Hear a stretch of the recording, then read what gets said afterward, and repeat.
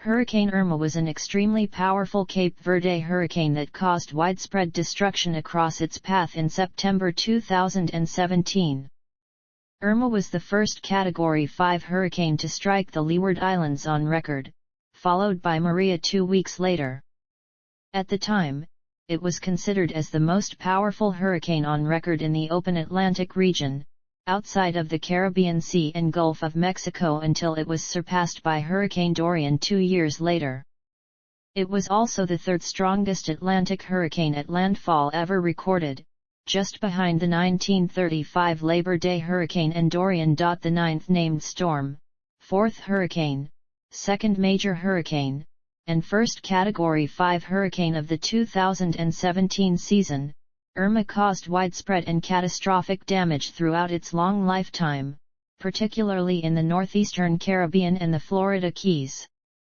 It was also the most intense hurricane to strike the continental United States since Katrina in 2005, the first major hurricane to make landfall in Florida since Wilma in the same year, and the first Category 4 hurricane to strike the state since Charley in 2004.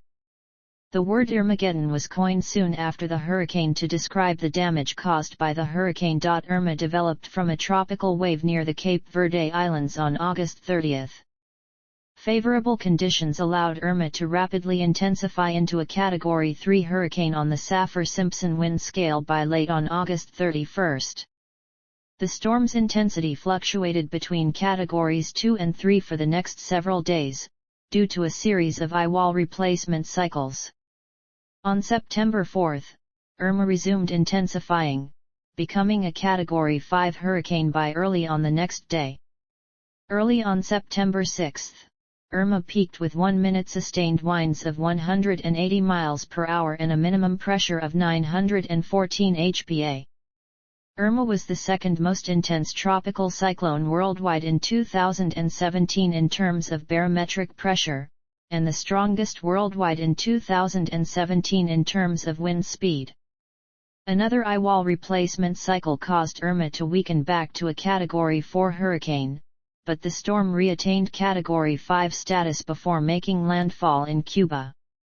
Although Irma briefly weakened to a Category 2 storm while making landfall on Cuba, the system re-intensified to Category 4 status as it crossed the warm waters of the Straits of Florida, before making landfall on Cudjoe Key on September 10.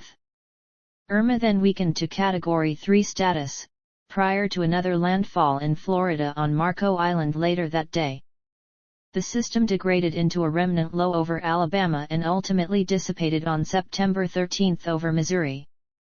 The storm caused catastrophic damage in Barbuda, St. Barthélemy, St. Martin, Anguilla, and the Virgin Islands as a Category 5 hurricane.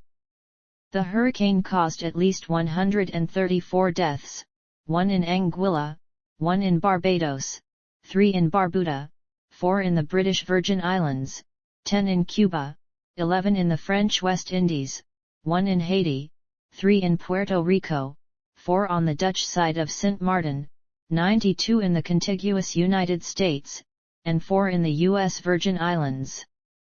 Hurricane Irma was the top Google searched term in the U.S. and globally in 2017. Meteorological history.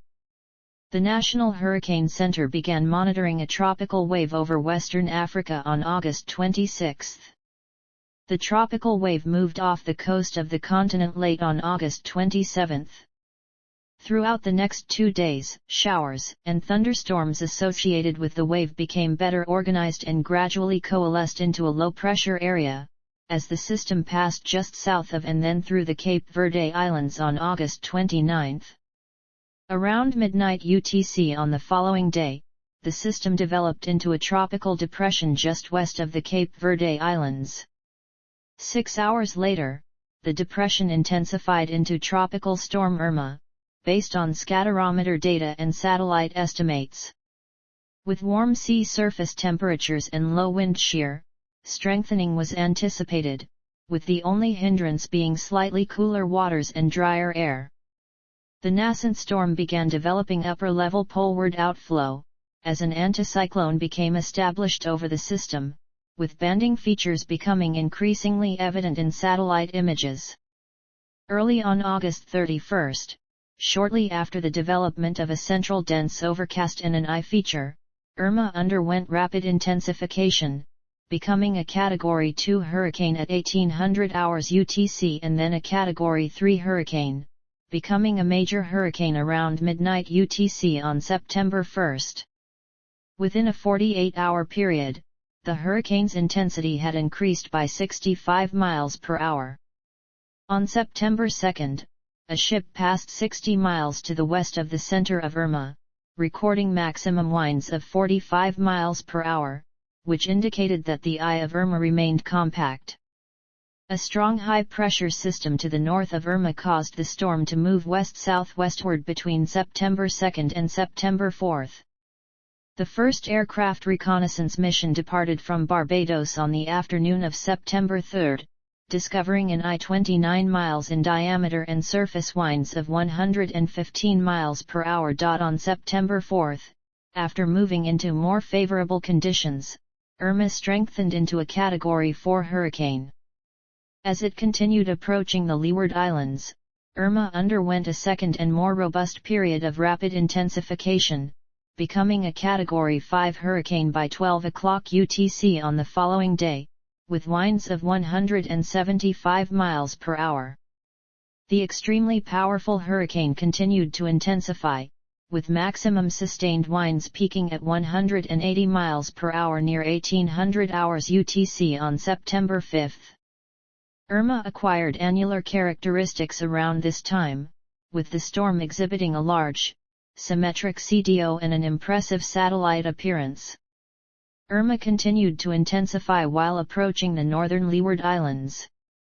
Almost 8 hours later, around 5:45 UTC on September 6, Irma made landfall along the northern coast of Barbuda at peak intensity, with the storm's central minimum pressure having bottomed out at 914 bar. This was the lowest in the Atlantic since Dean in 2007. The storm also made landfall with maximum sustained winds of 180 miles per hour. Irma continued to maintain its peak intensity until 12 o'clock UTC on September 6 and made additional successive landfalls on that same day, at 11:15 UTC on St. Martin, and at 16:30 UTC on Virgin Gorda, in the British Virgin Islands, though the storm's central pressure had risen slightly prior to its third landfall. As the hurricane moved away from the Virgin Islands late on September 6, observations from reconnaissance flights, as well as Doppler radar in San Juan, Puerto Rico, indicated an elliptical eye and double eye walls.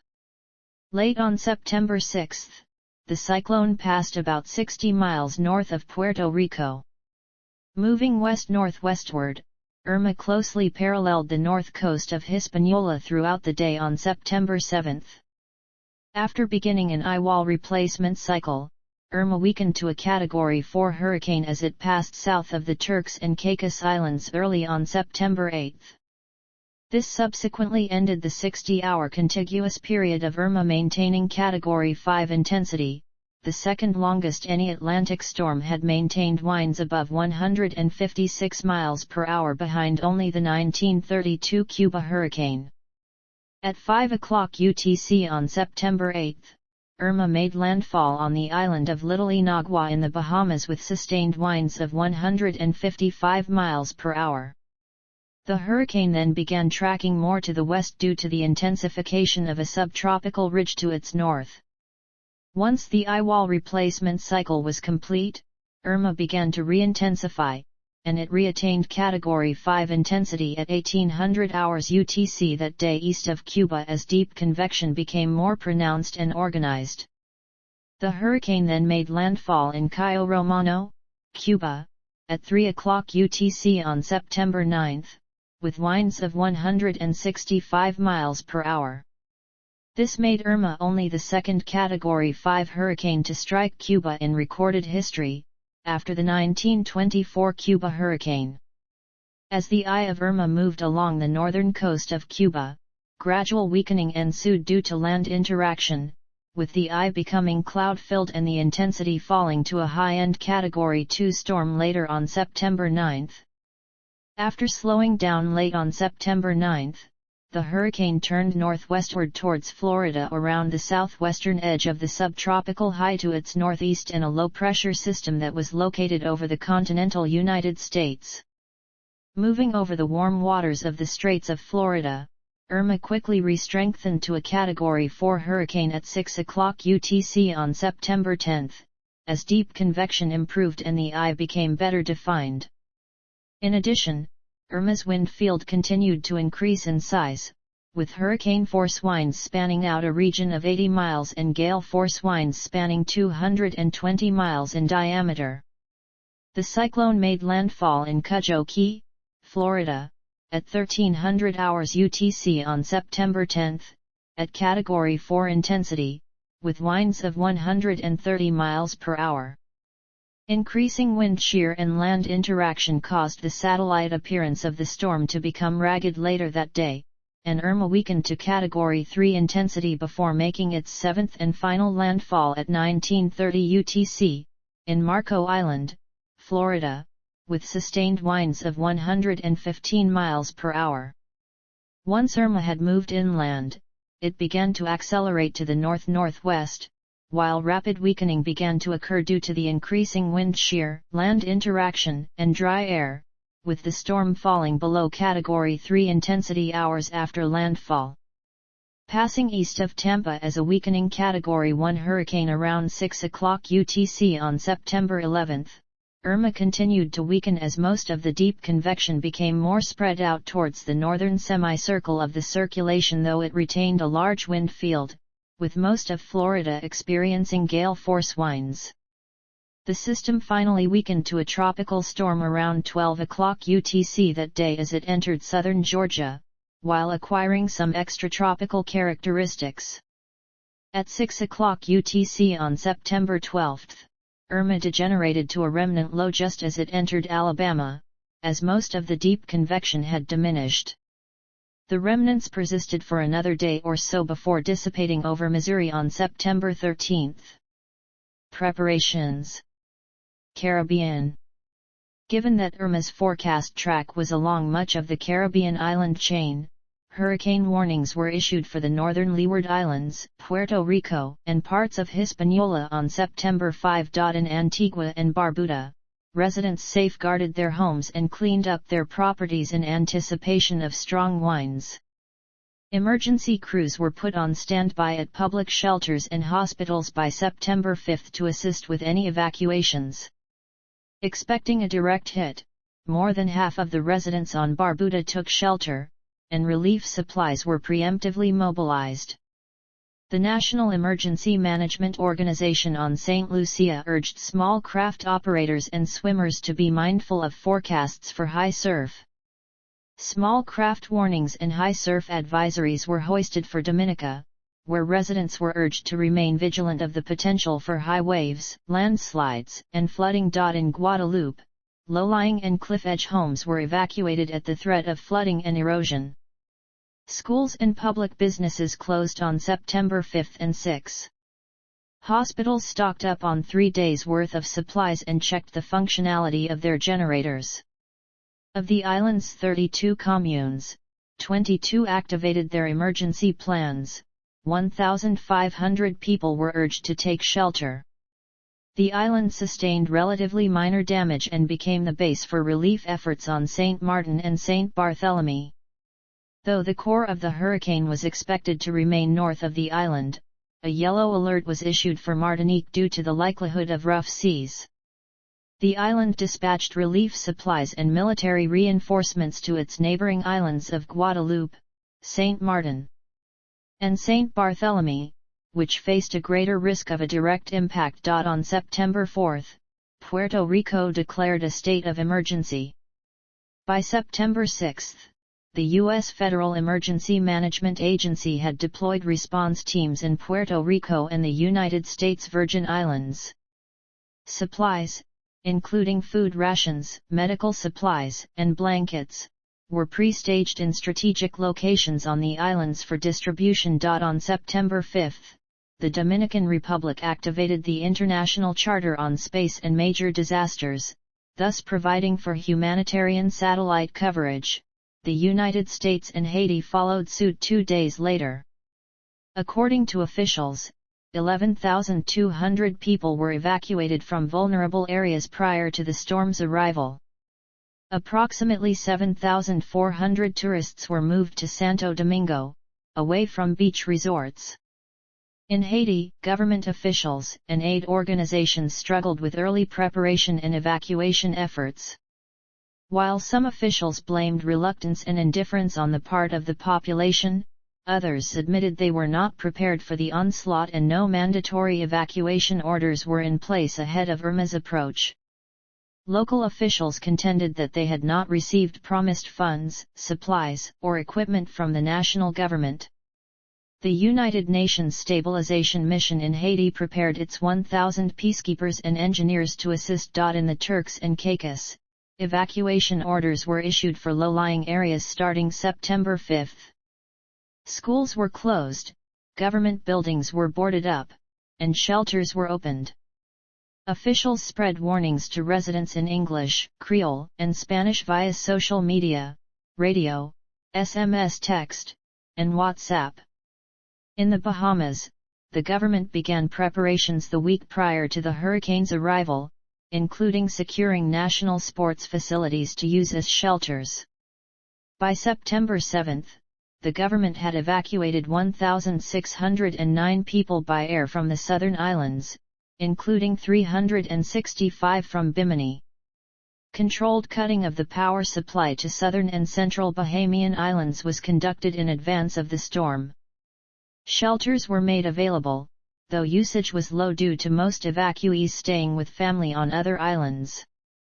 Of the 2,679 foreign tourists still in the Bahamas on September 7, about 1,200 were being housed at Atlantis Paradise Island, one of the most hurricane-ready structures in the country. In Cuba, meteorologists did not initially predict a direct hit.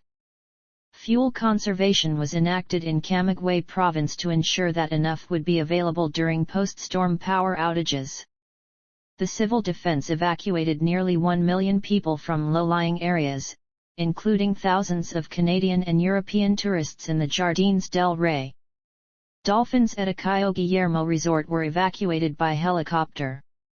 Mainland United States. The NHC issued several watches and warnings for the southeastern United States. The first watches and warnings were issued at 1500 hours UTC on September 7, which was a hurricane watch from the Jupiter Inlet to Bonita Beach, including the Florida Keys and Lake Okeechobee. The watches and warnings were extended into Georgia and South Carolina on September 9. At 2100 hours UTC on that day, the advisories reached their maximum extent, with a hurricane warning covering the entire east coast of the state, the west coast from Indian Pass southward, and the Florida Keys. A hurricane watch was in place from the Florida-Georgia state line to Edisto Beach, South Carolina, and there were 2 tropical storm warnings, one in Florida from Indian Pass to the Okaloosa-Walton County line and the other from the Florida-Georgia state line to the South Santee River in South Carolina. Watches and warnings were gradually discontinued as Irma moved inland and weakened, with all of them cancelled by early on September 12. Florida. Elsewhere. Sports. FEMA funding. Impact.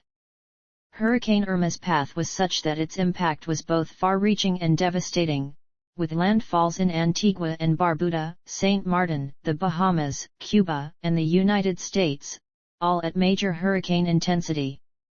Furthermore, the size of the storm system meant that destruction was prevalent even in territories well removed from landfall occurrences. Irma is the second costliest Caribbean hurricane on record, after Maria. Antigua and Barbuda. The eye wall of the hurricane moved over Barbuda near its record peak intensity early on September 6. A weather station observed a wind gust of 160 miles per hour.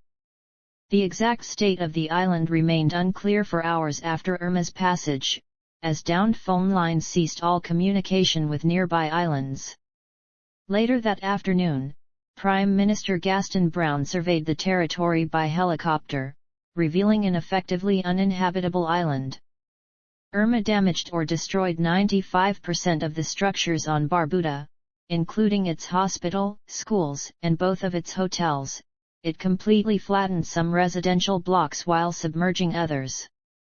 The destruction rendered the island's sole airport and much of its infrastructure inoperative, including water and telecommunication services, which further hampered relief efforts. Property damage on Barbuda ranged from $150 million to $300 million. A total of 3 storm-related deaths were reported on the island. In addition to the catastrophic impact on Barbuda's human residents, concern turned to the storm's effects on the island's wildlife. The island's only endemic bird, the near-threatened Barbuda warbler, numbered less than 2,000 individuals prior to the hurricane. For some time it was unknown if the warbler survived the hurricane or its aftermath. However, within a few months it was confirmed that not only did the species survive, but the most of the birds survived the storm. Barbuda's Codrington Lagoon, home to the largest colony of magnificent frigate birds in the Caribbean, with an estimated 2,500 nesting pairs, was also inundated by the storm surge. Remaining just outside of Irma's strongest windfield, Antigua sustained less severe damage, in the form of leveled roofs and fences, downed power poles and lines, and uprooted trees. Some street flooding also took place in low-lying areas. 3 people were treated for minor storm-related injuries. Forensic disaster analysts from the Center for Disaster Management and Risk Reduction Technology, a Germany-based risk management agency, estimate that economic losses for Antigua and Barbuda will exceed $120 million. Saint Martin. On the morning of September 6, Irma's center crossed the island of Saint Martin while the storm was at peak intensity, sweeping away entire structures, submerging roads and cars, and triggering an island-wide blackout. Irma's extreme winds ripped trees out of the ground and sent vehicles and debris from damaged structures scattered across the territory. On the French side of Saint Martin, entire marinas around Marigot were left in ruins, littered with the stranded remnants of boats that had smashed into each other. A hotel caught on fire, but dangerous conditions and impassable roads prevented firefighters from putting out the blaze. Another hotel lost nearly all of its ground floor. Media images depicted devastated room interiors with furniture hurled around after the winds had shattered their windows. Irma killed 4 people on the French side of the island and injured 50 others, one of whom was in critical condition. As many as 95% of the buildings there were damaged to some degree, 60% of those were totally uninhabitable. Estimates from SADM indicate a minimum of $950 million worth of economic losses. Total losses exceeded €3.5 billion. A similar situation unfolded in Saint Martin's Dutch half, as intense winds ripped through buildings and lifted vehicles aloft as if they were matches. The hurricane wreaked havoc on Princess Juliana International Airport, with huge chunks of the building across the runway and a jet bridge snapped in half. It demolished or severely damaged about 70% of Saint Martin's houses, forcing thousands of residents into public shelters. There were 4 deaths and 23 injuries, 11 of which were serious, in the Dutch territory. Irma is considered the worst natural disaster to hit Saint Martin. The extent of its damage far exceeded that of any previous hurricane. Total damage were estimated at €2.5 billion. Saint Barthélemy. Irma left widespread destruction and disastrous flooding along its path over the French island of Saint Barthélemy, southeast of Saint Martin. Describing the extent of the destruction, one local compared it to a bomb that burned all vegetation, while another said that it were as if the hurricane had effectively erased the island from the map. Violent seas swept away entire coastal establishments, with one hotel being stripped of all but its foundation. Streets in the capital of Gustavia were turned into rushing rivers, which carried away vehicles and pieces of furniture. The island's fire station was inundated with up to 6.4 feet of flood waters. With scores of homes and much of the infrastructure destroyed, the majority of the island's population was left stranded and without water, electricity, or phone service. The associated economic losses could exceed $480 million according to SATEM's analysts. Preliminary assessments from the French government indicate that Hurricane Irma caused a combined €1.2 billion in insured losses across the French territories of Saint Martin and Saint Barts. This total covered private property such as homes, vehicles, and businesses. The extent of the damage to infrastructural and public facilities remains undetermined. Nonetheless, this made Irma one of the costliest natural disasters to hit the French Republic in 50 years. On January 30, 2018, roughly 5 months after Irma, an analysis was published indicating that an anemometer on the island recorded an unofficial gust to 199 miles per hour before failing. Anguilla. The British Overseas Territory of Anguilla saw the eyewall of the storm pass over it on September 6. Many homes and schools were destroyed, and the island's only hospital was badly damaged. The devastation was particularly severe in East End, where the winds uprooted scores of trees and power poles and demolished a number of houses. In the valley, the island's capital, the hurricane blew out the windows of government buildings. Rough seas inflicted heavy damage upon several bays and harbors, and a seaside restaurant was completely eradicated. About 90% of roads were left impassable. The island's air traffic control tower was damaged, exacerbating the already poor communication with the island. 1 death was reported on the island. Estimates of losses on the island total at least $190 million. Rest of the Lesser Antilles. Large swells ahead of Irma washed ashore debris and sea life in Castries, St. Lucia, blocking some roads. Seaside roads were inundated with water. 1 surfer was killed amid rough surf in Barbados after hitting a reef and breaking his neck. Trees were also destroyed. The hurricane's effects, such as violent seas and rattling trees, were intense enough to be detected by seismographs in Guadeloupe. Several houses were damaged. Around 8,000 households and a water supply network on that island lost power during the storm, leaving several communes in the dark without running water. Overall damage was limited to external parts of houses and trees that were blown onto roads and 3 unmanned ships wrecked by rough seas. St. Kitts and Nevis endured similar conditions to other islands. Blustery rainstorms triggered scattered power outages and disabled the island's water system, but per the International Red Cross, the islands were spared the level of destruction seen elsewhere. Still, Prime Minister Timothy Harris stated that property and infrastructure had sustained significant damage. The Dutch territories of Saba and St. Eustatius were also struck by the hurricane's winds, resulting in infrastructural damage, water shortages, and telecommunication outages. Several houses were left uninhabitable. On Saba, the hurricane also defoliated trees and injured a few people.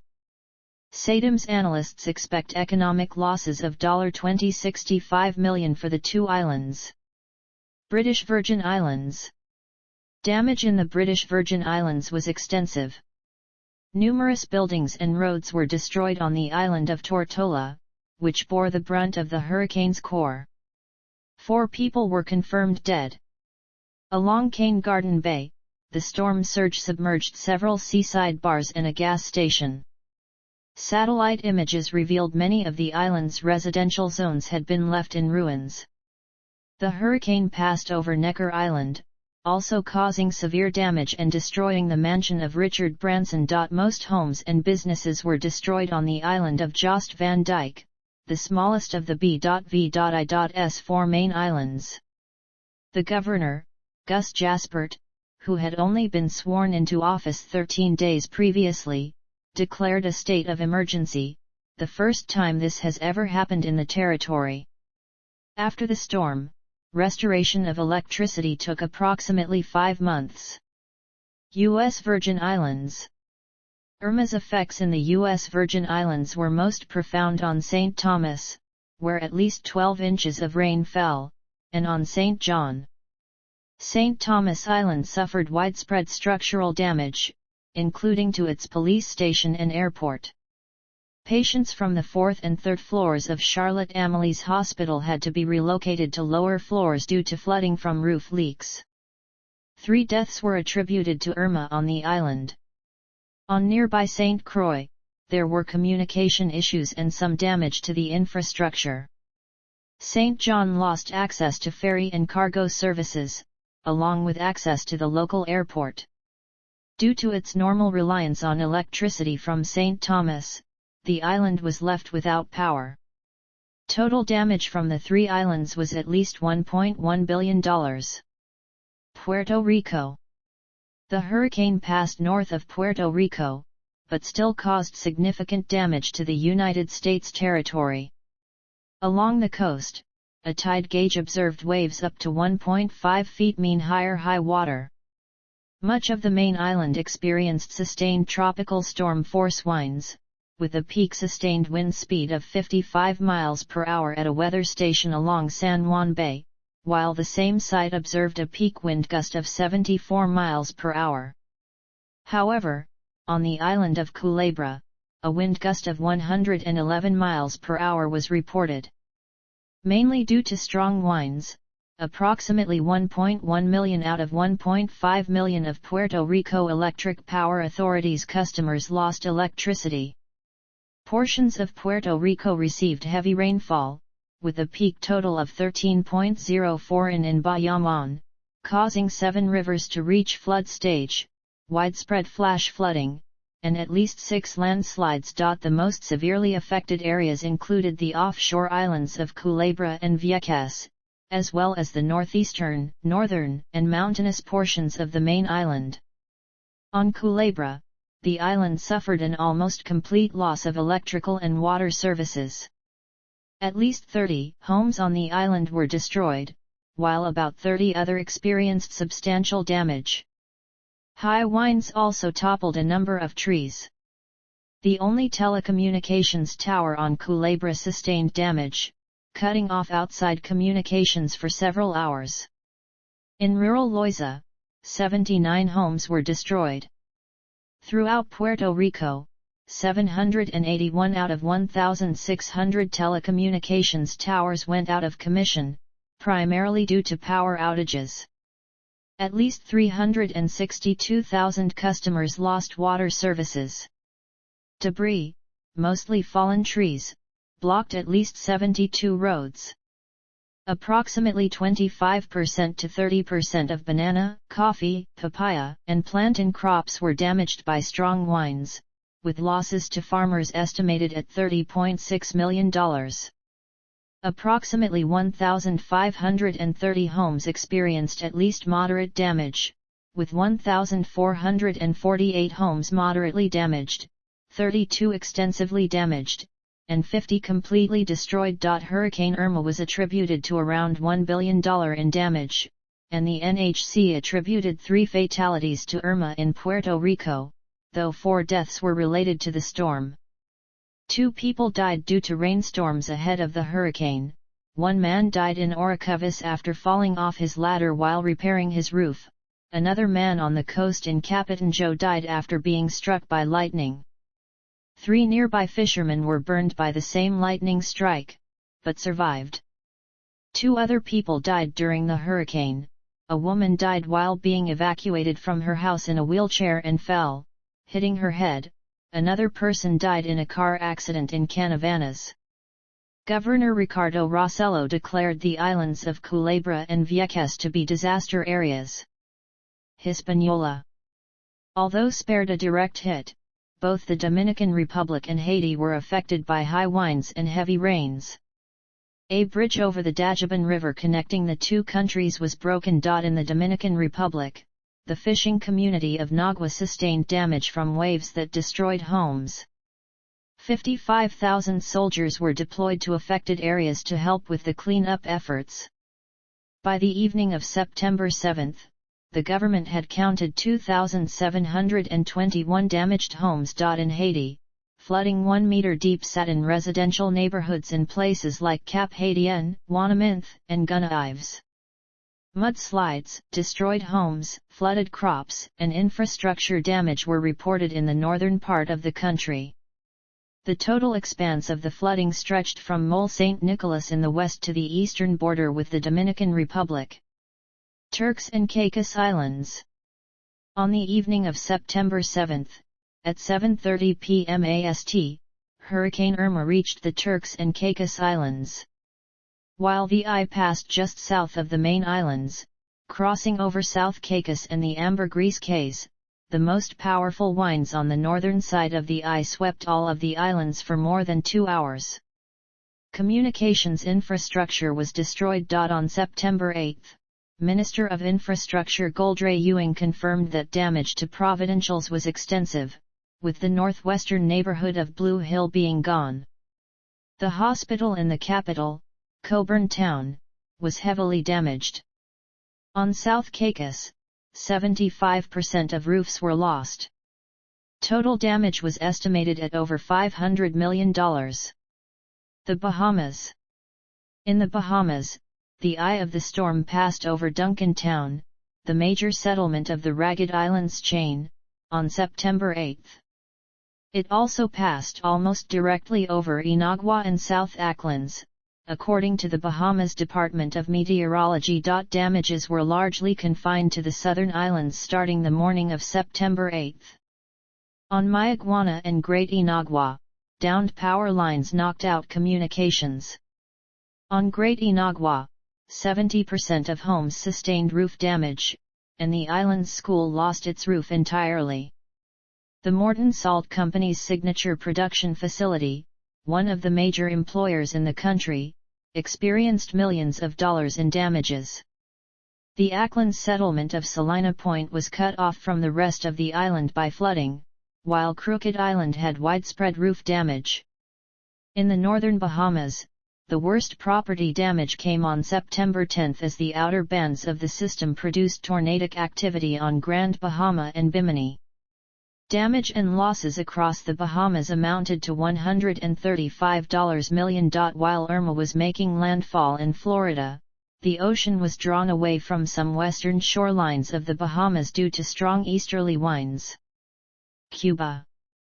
Early on September 9, Irma made landfall on the Camagüey archipelago off the northern coast of Cuba, with sustained winds of 165 miles per hour. The strongest official sustained wind speed was 124 miles per hour, while the highest wind gust reached 159 miles per hour. Both were observed near Camilla in Ciego de Ávila province. The weather station at Esmeralda, Camagüey, was damaged, with the wind gauge destroyed. The north coast of Cuba experienced significant coastal flooding due to storm surge and abnormally high tides generated by the storm. Wave heights at Cayo Romano exceeded 26 feet. Storm surge penetrated as far as 1.2 miles inland in some areas of Villa Clara province. Multiple locations on the island observed at least 10 in of rainfall, with a peak total of 23.9 in of precipitation at Topes de Colantes. A total of 158,554 homes experienced some degree of damage, of which 14,657 were destroyed. Approximately 1.9 million people experienced the direct effects of Irma. The storm partially derived 103,691 homes, while 23,560 were completely derived. Irma damaged or destroyed 980 health facilities and 2,264 schools. Approximately 3.1 million people experienced disruptions to the water supply, while 246,707 people lost telephone service. About 334 mi of roads were damaged. Crops also suffered extensively, with nearly 235,000 acres affected by the storm. Throughout the country, the hurricane inflicted $13.185 billion in damage and killed 10 people, making Irma the costliest tropical cyclone in Cuban history. The tourist areas of Cayo Coco, Cayo Guillermo and Cayo Santa Maria and the nearby town of Cape Verde received the brunt of the storm, with waves rolling through town and the characteristic one-story homes completely flooded. The storm most severely Ciego de Avila and Villa Clara provinces. Flooding worsened as the hurricane moved west, pushing the storm surge along to the regions around Havana. By the afternoon, limited flooding was occurring in Havana, including around the Malecon. Portions of province coastal flooding surpassing that which was experienced during the storm of the century in 1993 and Hurricane Wilma in 2005. In the city of Santa Clara, 39 buildings collapsed. Rainfall resulted in several rivers reaching major flood stage. The town of Cabeguan in Sancti Spiritus province in particular suffered extensive inland flooding after the Zaza River swelled. Hurricane Irma directly affected a major colony of American flamingos on Cuba's northern Cayo Coco. Early reports from Diario de Cuba indicated that several hundred flamingos had been killed by the storm, though other estimates ranged as high as several thousand birds. Mainland United States. The NHC issued several watches and warnings for the southeastern United States. The first watches and warnings were issued at 1500 hours UTC on September 7, which was a hurricane watch from the Jupiter Inlet to Bonita Beach, including the Florida Keys and Lake Okeechobee. The watches and warnings were extended into Georgia and South Carolina on September 9. At 2100 hours UTC on that day, the advisories reached their maximum extent, with a hurricane warning covering the entire east coast of the state, the west coast from Indian Pass southward, and the Florida Keys. A hurricane watch was in place from the Florida-Georgia state line to Edisto Beach, South Carolina, and there were 2 tropical storm warnings, one in Florida from Indian Pass to the Okaloosa-Walton County line and the other from the Florida-Georgia state line to the South Santee River in South Carolina. Watches and warnings were gradually discontinued as Irma moved inland and weakened, with all of them cancelled by early on September 12. Florida. Other states. Aftermath. In the immediate aftermath of Hurricane Irma's path through the West Indies and Caribbean, the devastation to roads, harbors and airports significantly impeded the transportation and distribution of relief supplies. Foreign countries moved to provide much of the initial aid. The British, Dutch, French, and United States governments sent warships and planes with supplies and manpower to the region.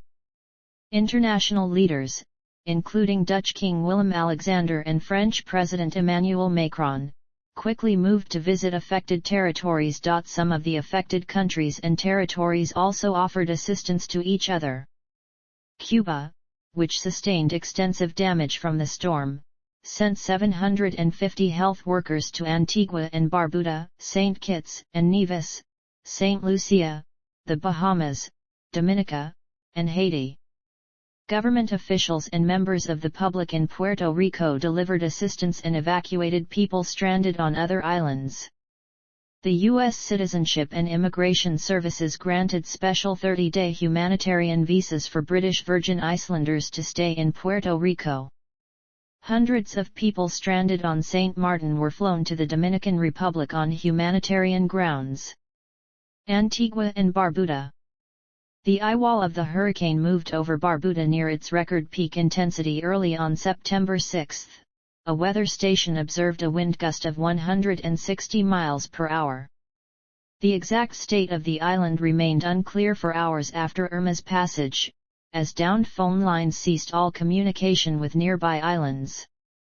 Later that afternoon, Prime Minister Gaston Browne surveyed the territory by helicopter, revealing an effectively uninhabitable island.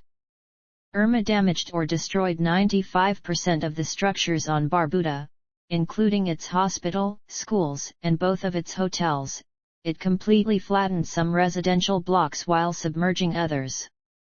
The destruction rendered the island's sole airport and much of its infrastructure inoperative, including water and telecommunication services, which further hampered relief efforts. Property damage on Barbuda ranged from $150 million to $300 million. A total of 3 storm-related deaths were reported on the island. In addition to the catastrophic impact on Barbuda's human residents, concern turned to the storm's effects on the island's wildlife. The island's only endemic bird, the near-threatened Barbuda warbler, numbered less than 2,000 individuals prior to the hurricane. For some time it was unknown if the warbler survived the hurricane or its aftermath. However, within a few months it was confirmed that not only did the species survive, but the most of the birds survived the storm. Barbuda's Codrington Lagoon, home to the largest colony of magnificent frigate birds in the Caribbean, with an estimated 2,500 nesting pairs, was also inundated by the storm surge. Remaining just outside of Irma's strongest windfield, Antigua sustained less severe damage, in the form of leveled roofs and fences, downed power poles and lines, and uprooted trees. Some street flooding also took place in low-lying areas. 3 people were treated for minor storm-related injuries. Forensic disaster analysts from the Center for Disaster Management and Risk Reduction Technology, a Germany-based risk management agency, estimate that economic losses for Antigua and Barbuda will exceed $120 million. British Overseas Territories. RFA Mounts Bay stationed itself near Anguilla and provided support and relief work to the island with its helicopters and 40 Marines and Army engineers. The ship delivered 6 tons of emergency aid to Anguilla, and Army engineers repaired a fuel leak at Anguilla's main petrol dump, restored power to the island's hospital, and provided shelters for those left homeless by the hurricane. The ship arrived in the British Virgin Islands on September 8, 2017 to provide emergency relief to the islands, including providing shelters, food, and water. HMS Ocean was diverted from the Mediterranean to provide relief from Gibraltar to the affected British Overseas Territories of Anguilla, British Virgin Islands and Turks and Caicos on September 7, and aid was also supplied by the Department for International Development from their Disaster Response Centre at Kemble Airfield. As part of a £32 million operation named Operation Rumen, nearly 500 UK military personnel with emergency relief were dispatched from RAF Breise Norton. This included the first deployment of No. 38 Expeditionary Air Wing with 3 RAF aircraft, 2 Airbus A400M Atlas and 1 C-130J Hercules to support relief efforts. The British government also drafted 2 members of the UK police calibre into the region on September 10, and 53 police officers were drafted from RAF Breise Norton to the affected British Overseas Territories on September 15 to help maintain order. UK politicians, including the chairs of the Foreign Affairs and Development Select Committees, criticised both the government's preparations for the storm and its response as inadequate. By September 12, the Department for International Development had delivered more than 40 tons of aid into the region, including into Turks and Caicos, and 1,000 UK military troops were deployed in the region as part of relief efforts. The Prime Minister of the United Kingdom, Theresa May, pledged an additional £25 million worth of funding as part of relief efforts in the region on September 13, 2017.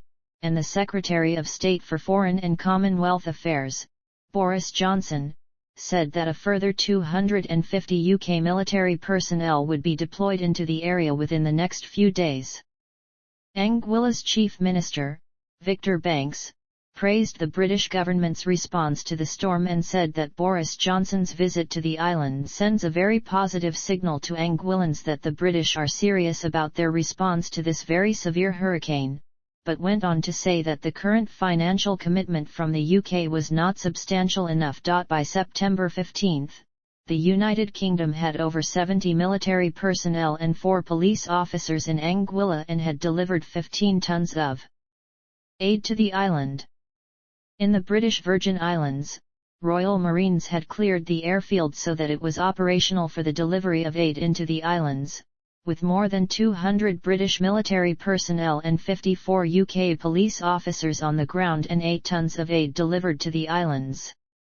120 British military personnel were on the ground in Turks and Caicos, and over 150 shelter kits and 720 litres of water were delivered to the islands on September 15. Amendments to international aid rules by the Organisation for Economic Cooperation and Development allowed for the UK government to provide access to £13 billion worth of aid to the affected British overseas territories, through the UK's official development assistance by November 2017. The Bahamas.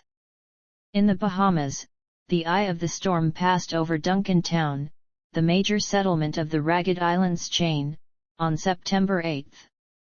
It also passed almost directly over Inagua and South Aucklands, according to the Bahamas Department of Meteorology. Damages were largely confined to the southern islands starting the morning of September 8. On Mayaguana and Great Inagua, downed power lines knocked out communications. On Great Inagua, 70% of homes sustained roof damage, and the island's school lost its roof entirely. The Morton Salt Company's signature production facility, one of the major employers in the country, experienced millions of dollars in damages.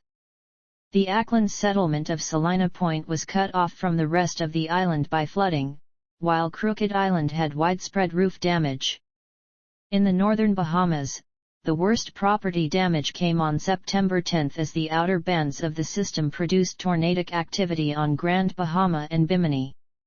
Damage and losses across the Bahamas amounted to $135 million. While Irma was making landfall in Florida, the ocean was drawn away from some western shorelines of the Bahamas due to strong easterly winds. Cuba. Early on September 9, Irma made landfall on the Camagüey archipelago off the northern coast of Cuba, with sustained winds of 165 miles per hour. The strongest official sustained wind speed was 124 miles per hour, while the highest wind gust reached 159 miles per hour. Both were observed near Camilla in Ciego de Ávila province. The weather station at Esmeralda, Camagüey, was damaged, with the wind gauge destroyed. The north coast of Cuba experienced significant coastal flooding due to storm surge and abnormally high tides generated by the storm. Wave heights at Cayo Romano exceeded 26 feet. Storm surge penetrated as far as 1.2 miles inland in some areas of Villa Clara province. Multiple locations on the island observed at least 10 in of rainfall, with a peak total of 23.9 in of precipitation at Topes de Colantes. A total of 158,554 homes experienced some degree of damage, of which 14,657 were destroyed. Approximately 1.9 million people experienced the direct effects of Irma. The storm partially derived 103,691 homes, while 23,560 were completely derived. Irma damaged or destroyed 980 health facilities and 2,264 schools. Approximately 3.1 million people experienced disruptions to the water supply, while 246,707 people lost telephone service. About 334 mi of roads were damaged. Crops also suffered extensively, with nearly 235,000 acres affected by the storm. Throughout the country, the hurricane inflicted $13.185 billion in damage and killed 10 people, making Irma the costliest tropical cyclone in Cuban history. The tourist areas of Cayo Coco, Cayo Guillermo and Cayo Santa Maria and the nearby town of Cape Verde received the brunt of the storm, with waves rolling through town and the characteristic one-story homes completely flooded. The storm most severely Ciego de Ávila and Villa Clara provinces. Flooding worsened as the hurricane moved west, pushing the storm surge along to the regions around Havana. By the afternoon, limited flooding was occurring in Havana, including around the Malecon.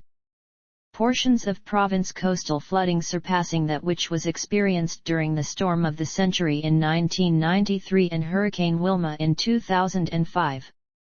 In the city of Santa Clara, 39 buildings collapsed. Rainfall resulted in several rivers reaching major flood stage. The town of Cabeguan in Sancti Spiritus province in particular suffered extensive inland flooding after the Zaza River swelled. Hurricane Irma directly affected a major colony of American flamingos on Cuba's northern Cayo Coco. Early reports from Diario de Cuba indicated that several hundred flamingos had been killed by the storm, though other estimates ranged as high as several thousand birds. Hispaniola. Although spared a direct hit, both the Dominican Republic and Haiti were affected by high winds and heavy rains. A bridge over the Dajaban River connecting the two countries was broken. In the Dominican Republic, the fishing community of Nagua sustained damage from waves that destroyed homes. 55,000 soldiers were deployed to affected areas to help with the cleanup efforts. By the evening of September 7, the government had counted 2,721 damaged homes. In Haiti, flooding 1 meter deep sat in residential neighborhoods in places like Cap Haitien, Wanaminthe, and Gunaives. Mudslides, destroyed homes, flooded crops, and infrastructure damage were reported in the northern part of the country. The total expanse of the flooding stretched from Mole St. Nicholas in the west to the eastern border with the Dominican Republic. United States territories. In the USVI, residents and tourists alike were described as being in a state of traumatic shock. By September 7, the USS Wasp amphibious assault ship had arrived in the USVI to provide supplies, damage assessment, and evacuation assistance. 4 additional warships, some of which had already been on their way to Texas to assist with Hurricane Harvey relief, were redirected to the region. At a September 10 news conference, Governor Kenneth Mapp described Irma as a horrific disaster for which here will be no restorations or solutions in days or weeks. The Federal Emergency Management Agency airlifted in goods for residents, who were subjected to a curfew. Norwegian Cruise Lines and Royal Caribbean Cruise Line agreed to transport tourists to Florida, contingent upon port availability following the state's own experience with Irma. On St. John, described as perhaps the site of Irma's worst devastation on American soil, it took 6 days for an active theater disaster zone to be established, leading to criticism of the U.S. government response. The National Guard was delayed in reaching St. John due to the number of overturned boats left in the harbor. The National Guard was brought in to maintain order, while the Coast Guard brought evacuees to cruise ships bound for San Juan and Miami. There was still no electricity on St. John in the middle of October 2017. By September 9, more than 1 million Puerto Ricans were still without power, tens of thousands were without water, and several thousand were still in shelters. Hospitals were operating on generator power. The government was struggling to establish contact with the islands of Culebra and Vieques. By September 10, the main island had recovered enough to serve as a refuge for people stranded on other islands, including 1,200 tourists from St. Martin and the U.S. Virgin Islands.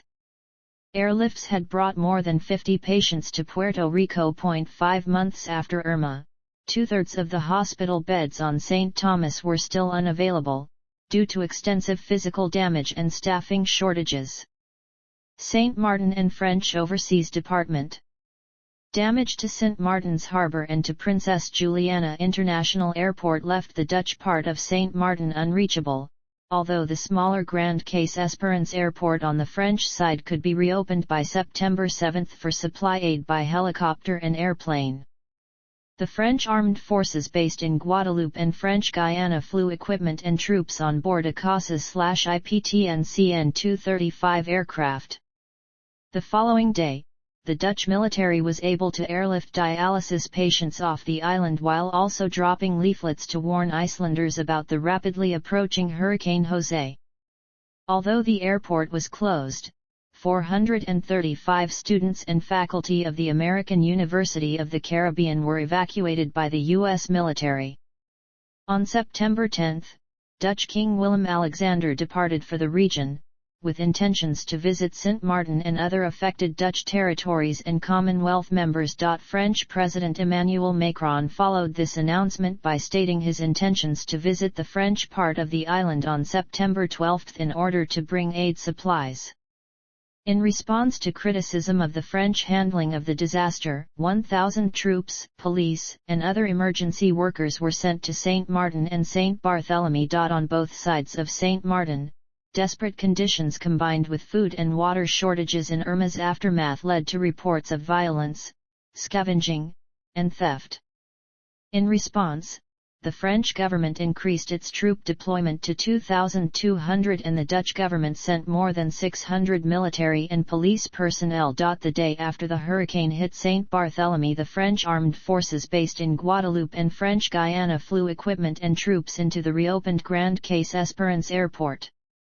On September 7 and 9, equipment and personnel were flown from France to Guadeloupe and Martinique. Florida. Records. Irma set multiple records for intensity, especially at easterly longitudes, time spent at such an intensity, and its intensity at landfall.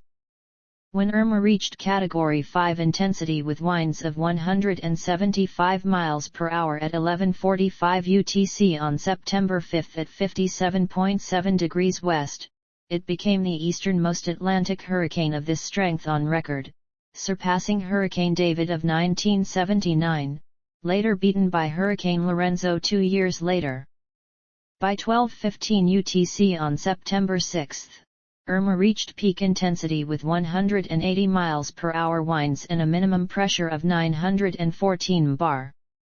This ties it with Hurricane Mitch of 1998 and Hurricane Rita of 2005 as the sixth strongest Atlantic hurricane by wind speed. Only 5 other Atlantic hurricanes have been recorded with wind speeds higher than Irma: Hurricane Allen of 1980, which had maximum sustained winds of 190 miles per hour, and the 1935 Labor Day hurricane, Hurricane Gilbert of 1988, Hurricane Wilma of 2005, and Hurricane Dorian of 2019, all of which had peak winds of 185 miles per hour. At the time, Irma was also the strongest hurricane ever recorded in the Atlantic Ocean outside the Caribbean Sea and Gulf of Mexico, later surpassed by Hurricane Dorian, and was the strongest Atlantic hurricane since Wilma in terms of maximum sustained winds, and the most intense in terms of pressure since Dean in 2007. In addition, Irma achieved one of the longest durations of Category 5 strength winds, and the third highest accumulated cyclone energy index for a tropical cyclone in the Atlantic Basin, with a value of 64.9 units. Only the 1899 San Ciriaco hurricane and Hurricane Yvonne in 2004 achieved higher values. On September 6, Irma made landfall on the islands of Barbuda, Saint Martin, and Virgin Gorda at peak strength. This ties Irma with cyclones Monica of 2006 and Winston of 2016, and typhoons Zeb of 1998, Migi of 2010, and Yutu of 2018 as the sixth strongest tropical cyclone to make landfall globally in terms of sustained winds, trailing only Typhoon Goni of 2020, which bore winds of 195 miles per hour at landfall, Typhoon Hyun of 2013 and Typhoon Meranti of 2016, which bore winds of 190 miles per hour at landfall, and the 1935 Labor Day hurricane, Typhoon Joan of 1959, and Hurricane Dorian of 2019, which bore winds of 185 mph at landfall. Irma is second to the 1935 Labor Day hurricane and Hurricane Dorian of 2019 as the strongest landfalling cyclone on record in the Atlantic Basin, and is the first hurricane to make landfall anywhere in the Atlantic at Category 5 status since Felix in 2007. Irma is the first recorded Category 5 hurricane to affect the northern Leeward Islands, and was one of the worst storms to hit the region on record, along with Hurricane Donna in 1960 and Hurricane Luis in 1995. In addition, Irma is only the second hurricane on record to make landfall in Cuba at Category 5 intensity, with the other being a hurricane in 1924. Furthermore, when Irma made landfall on Barbuda, Saint Martin, Virgin Gorda, and Cuba as a Category 5 hurricane, it became one of only 2 recorded Atlantic storms to make landfall in multiple nations at this strength. The other was Hurricane Andrew in 1992, which struck both Eleuthera and the United States as a Category 5 hurricane. Irma made landfall in the Florida Keys with winds of 130 miles per hour and a pressure of 931 bar, making it the strongest hurricane to strike Florida in terms of wind speed since Charley in 2004, and the most intense to strike the state in terms of barometric pressure since Andrew in 1992. In the span of 2 weeks, 2 Category 4 hurricanes Harvey and Irma struck the continental United States, the first time on record 2 Atlantic tropical cyclones of such strength made landfall on the country in the same hurricane season. This also marked only the third occurrence of 2 consecutive Atlantic storms making landfall in the United States as major hurricanes. The other 2 instances were the Great Charleston and Cheniere Caminada hurricanes in 1893, and Hurricanes Yvonne and Jean in 2004. Retirement. On April 11, 2018, at the 40th session of the RA4 Hurricane Committee, the World Meteorological Organization retired the name Irma from its rotating naming lists, due to the extensive amount of damage and loss of life it caused in the northeastern Caribbean and the United States, particularly in Florida, and it will never again be used for another Atlantic hurricane. It will be replaced with Idalia for the 2023 Atlantic hurricane season.